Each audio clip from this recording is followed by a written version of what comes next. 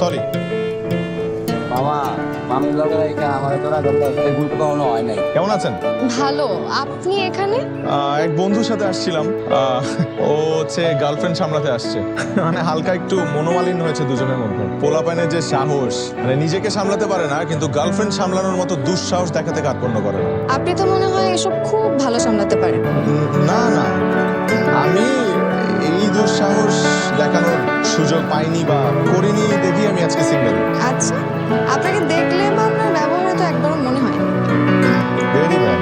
কাউকে দেখে এরকম জাজ করা উচিত না কিন্তু। আপনি কি হলে থাকেন নাকি?